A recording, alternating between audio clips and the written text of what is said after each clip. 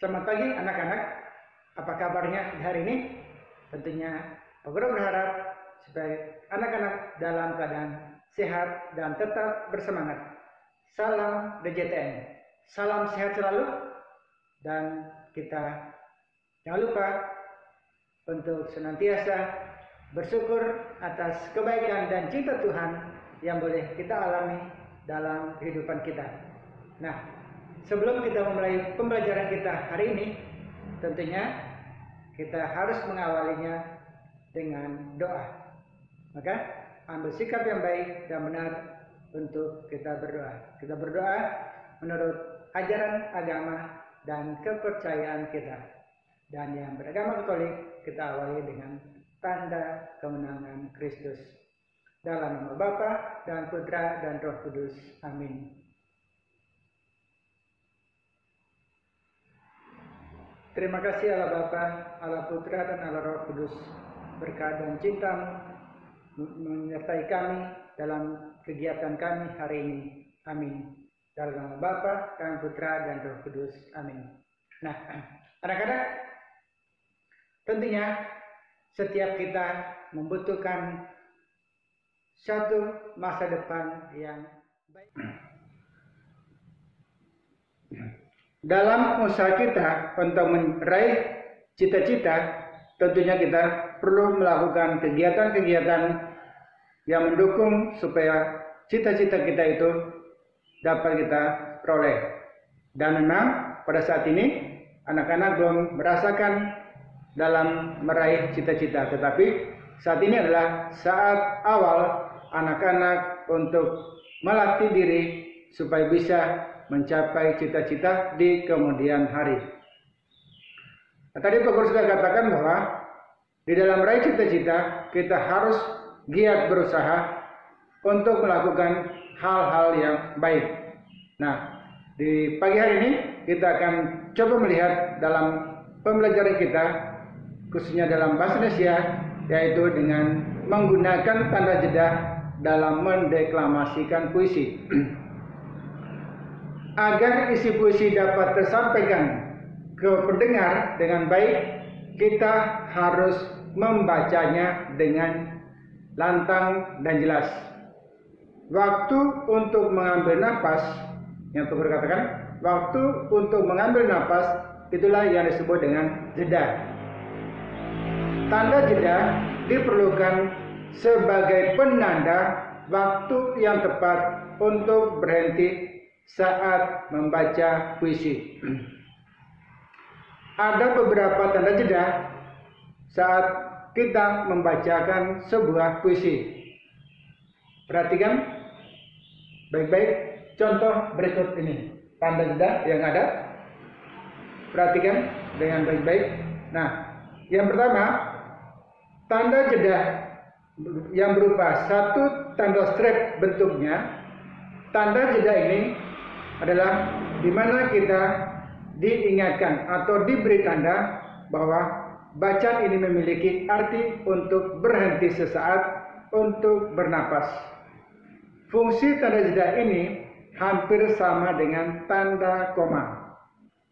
Ingat, satu strip itu berarti berhenti sesaat untuk bernapas. Kemudian yang kedua, tanda jeda yang berikutnya adalah dengan tanda jeda yang menggunakan dua tanda strip. Tanda baca ini memiliki arti untuk berhenti agak lama. Fungsi tanda jeda ini hampir sama dengan tanda titik. Kemudian yang ketiga adalah bentuk tanda jeda dengan menggunakan tiga strip. Tanda baca ini memiliki arti untuk berhenti lama sekali. Fungsinya adalah tanda jeda ini digunakan pada akhir puisi, pada baris terakhir dari puisi. Nah, itu beberapa tanda jeda dalam kita membaca puisi. Kemudian pada saat kita melakukan kegiatan membaca puisi, bacalah puisi sebelum dan setelah diberi tanda jeda. sebelum diberi tanda jeda, kita harus menentukan di mana tanda jeda itu harus diletakkan. Dan setelah diberi tanda jeda, baru kita membacakan puisi tersebut. Perhatikan contoh berikut ini. Nah, ini adalah contoh bagaimana kita menentukan tanda jeda dalam sebuah puisi.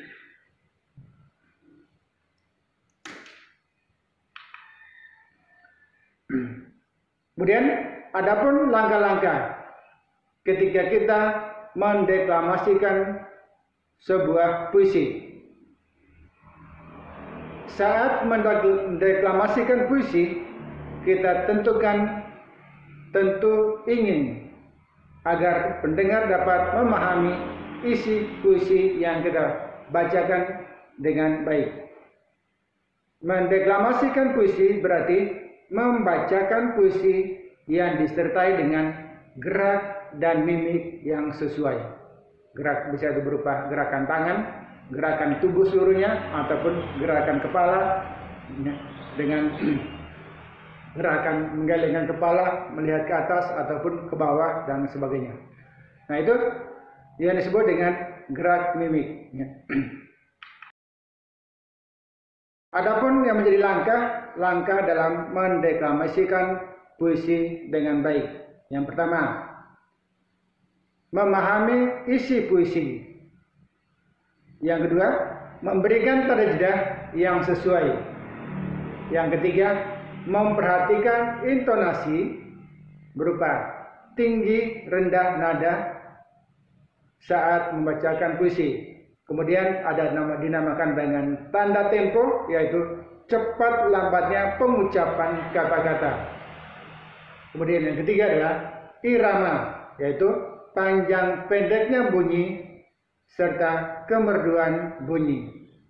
Dan yang keempat adalah pelafalan, artinya cara seseorang mengucapkan bunyi bahasa saat membacakan puisi. Dan yang keempat adalah memperhatikan mimik yang tadi sudah disampaikan, yaitu berupa gerakan anggota tubuh kita. Pada saat membacakan puisi perlu penekanan. Mendeklamasikan puisi memerlukan persiapan yang baik dan matang. Salah satu cara untuk membedakan makna puisi adalah dengan memberikan penekanan pada saat mendeklamasikannya. Nah, perhatikan penekanan pada bait puisi berikut ini. Perhatikan tanda atau kalimat yang dicetak miring. Itu merupakan penekanan dalam puisi. Fungsinya agar makna puisi ini tersampaikan kepada pendengar.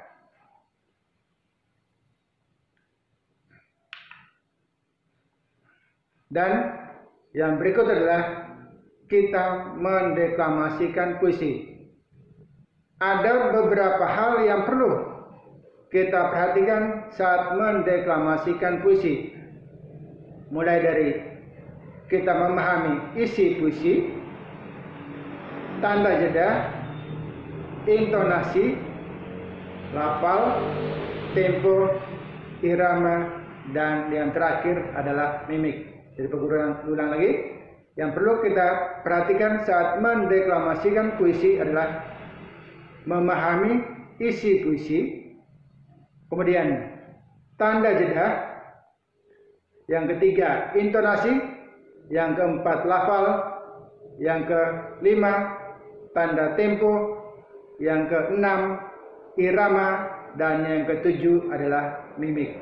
Jadi ada 7 tahapan yang harus kita sungguh-sungguh harus pahami dalam kita membacakan sebuah puisi.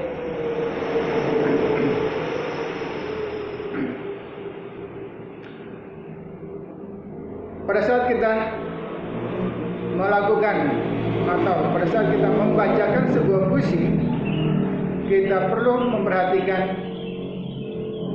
hal-hal sebagai berikut. Jadi sebelum atau kita melakukan kegiatan membaca puisi, yang pertama, sapalah penonton sebelum memulai mendeklamasikan puisi.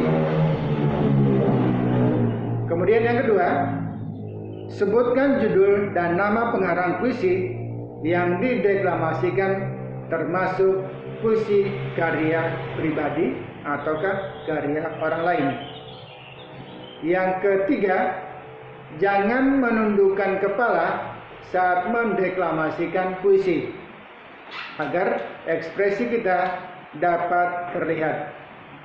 Dan yang keempat adalah bacakan puisi dengan lafal yang jelas dan tidak terlalu cepat agar penonton dapat memahami makna puisi yang dideklamasikan.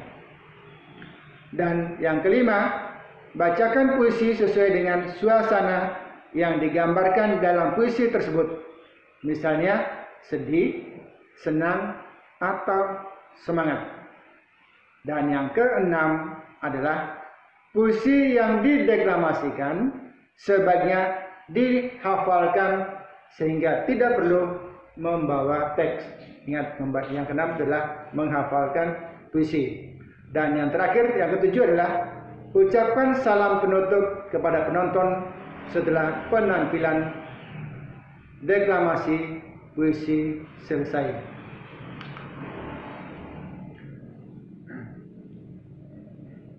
Itu bagaimana kita harus melakukan kegiatan-kegiatan ataupun tahapan sebelum kita membacakan sebuah puisi.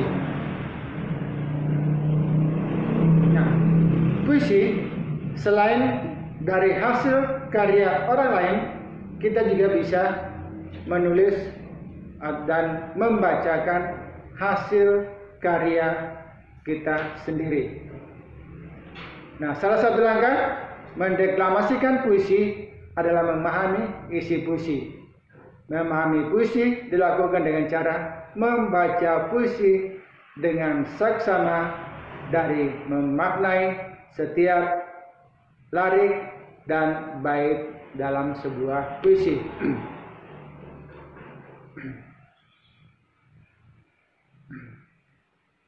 Dalam mendeklamasikan puisi teman, jadi bisa juga hasil karya teman kita sendiri. Nah, di dalam kita mendeklamasikan puisi hasil karya teman, adapun hal-hal yang perlu kita lakukan sebelumnya, yaitu yang pertama, bacalah puisi milik temanmu dan pahami maknanya. Yang kedua, berlatihlah melafalkan setiap lirik dengan benar dan jelas. Yang ketiga, tentukan gerakan-gerakan yang akan digunakan saat mendeklamasikan puisi. Kemudian yang dilakukan pada saat membacakan puisi adalah yang pertama, sapalah penonton dengan memperkenalkan diri. Kemudian yang kedua, melafalkan puisi dengan suara yang jelas dan gerakan tubuh yang tepat. Dan yang ketiga, tegakkan tubuh dan bacalah dengan penuh percaya diri. Kemudian setelah mendeklamasikan puisi temanmu, kita pun harus melakukan hal-hal yang berikut. Yang pertama adalah ucapkan terima kasih kepada penonton. Dan yang kedua adalah tutuplah deklamasi dengan percaya diri.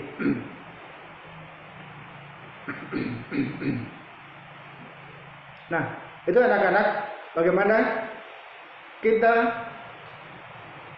mempersiapkan diri dalam membacakan puisi.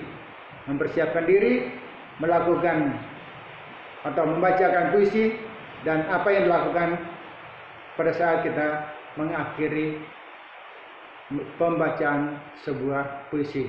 Dan di dalam kehidupan kita, betapa pentingnya sumber daya alam. Nah, sumber daya alam itu karena begitu pentingnya, maka kita perlu melakukan tindakan pelestarian baik itu makhluk hidup maupun yang berupa hewan dan tumbuhan di sekitar lingkungan kita. Lingkungan yang sehat dapat diperoleh dengan kondisi udara yang bersih.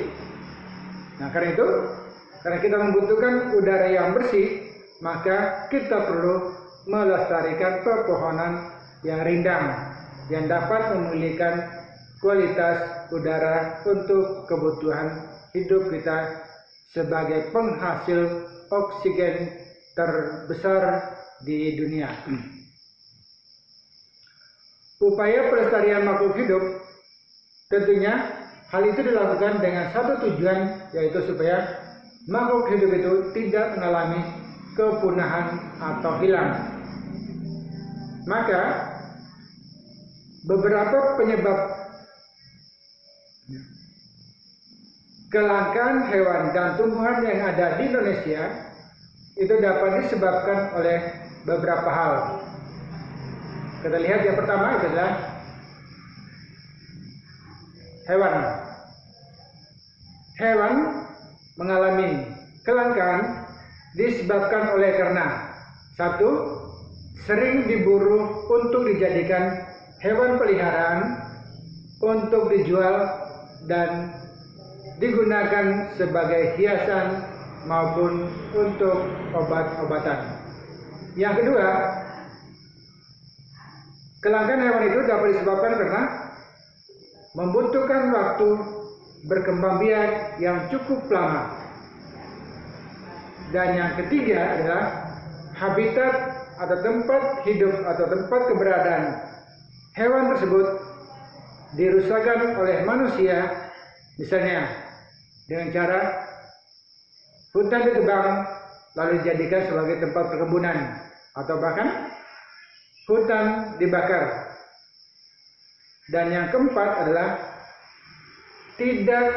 hewan tidak mampu beradaptasi terhadap perubahan iklim atau perubahan alam yang ada. Itu 4 hal yang menyebabkan hewan mengalami kelangkaan. Yang kedua adalah kita lihat mengapa tumbuh-tumbuhan itu mengalami kelangkaan. Yang pertama, karena tumbuhan itu dimanfaatkan secara terus-menerus tanpa ada usaha untuk melestarikannya. Yang kedua, hewan sulit berkembang biak. Ya, karena disebabkan oleh hal-hal lain yang ada di sekitar tempat keberadaan tumbuhan tersebut. Kemudian yang ketiga, tumbuhan itu seringkali terkena hama atau terserang hama. Dan yang keempat adalah tumbuh-tumbuhan mengalami kekeringan sehingga tidak memungkinkan untuk tumbuh dengan baik. Jadi itu adalah hal-hal yang menyebabkan terjadinya kelangkaan hewan maupun tumbuhan yang ada di sekitar kita. Maka dari itu, kita harus selalu menjaga supaya tumbuh-tumbuhan maupun hewan itu selalu ada di sekitar kita dengan cara kita melakukan tindakan pelestarian. Mencegah jangan sampai tumbuh-tumbuhan ataupun hewan itu mengalami kepunahan Nah, itu kita sudah melihat mengapa terjadi kelangkaan pada tumbuhan maupun hewan. Sekarang kita akan lihat beberapa upaya pelestarian yang dapat dilakukan. Yaitu yang pertama dengan membuat peraturan ataupun undang-undang. Yang pertama, penegakan hukum terhadap perburuan hewan langka dan penebangan hutan. Kemudian yang kedua, penangkaran hewan dan tumbuhan langka. Dan yang ketiga, pelestarian secara in situ dan ex situ. In situ adalah pelestarian di habitat aslinya seperti cagar alam, hutan lindung, suaka marga satwa, dan taman nasional. Sedangkan yang dilakukan secara ex situ adalah pelestarian di luar habitat aslinya seperti kebun binatang atau kebun raya, taman safari, museum zoologi, dan herbarium. Nah, itu beberapa cara yang dilakukan untuk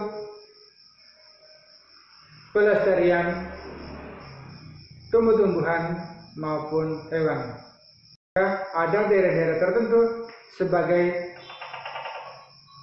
daerah penghasil hasil pertanian, seperti yang termasuk hasil pertanian seperti padi, jagung, ubi kayu, kacang tanah. Padi banyak dihasilkan oleh daerah-daerah di Pulau Sumatera seperti Aceh, Sumatera Barat, Sumatera Selatan, Jawa, Sulawesi Utara, dan Nusa Tenggara Barat. Sedangkan jagung dihasilkan oleh daerah-daerah seperti Jawa Tengah, Jawa Timur, dan Madura, Sulawesi, Minahasa, dan sekitarnya. Kemudian NTB pun sekarang sedang menggalakkan tanaman jagung. Sedangkan sebagai daerah penghasil ubi kayu atau yang dikenal dengan singkong, itu adalah Sumatera. Itu Sumatera Selatan, Lampung, Madura, Jawa Tengah, Wonosari, Yogyakarta. Dan yang berikut adalah sebagai daerah penghasil kacang tanah, yaitu daerah Riau, Sumatera Barat, Jawa Tengah, Jawa Barat, Nusa Tenggara Barat, dan Bali. Itu sebagai daerah-daerah penghasil di Indonesia, bukan hanya berupa tumbuh-tumbuhan, hasil industri, hasil perkebunan, hasil pertanian, tetapi juga berupa sumber daya alam, tambang pun ada di Indonesia. Nah, sumber daya alam tambang yang ada di Indonesia, penyebarannya pun tidak merata. Sumber daya alam tambang merupakan sumber daya alam yang tidak dapat diperbaharui. Kalian harus sudah kita pelajari. Sumber daya tambang biasanya dimanfaatkan untuk kegiatan industri dan kebutuhan rumah tangga. Anak-anak pun hal itu bisa melihatnya atau mengamatinya pada peta hasil tambang di Indonesia. Bisa dilihat di dalam bukunya. Nah, karena itu anak-anak belajar, kita tidak boleh hanya menunggu pengawasan atau perintah dari guru ataupun dari orang tua, tapi harus bangkitkan dari dalam diri anak-anak untuk terus mencari dan menambah pengetahuan, sehingga pengetahuan anak-anak semakin hari semakin bertambah. Dengan demikian anak-anak pun semakin cerdas dan pandai. Akhir kegiatan kita, mari kita mengakhirinya dengan kembali memohon rahmat dan berkat Tuhan. Mari kita satu hati untuk berdoa menurut agama dan kepercayaan kita. Berdoa mulai. Dalam nama Bapa, Putra, dan Roh Kudus. Amin.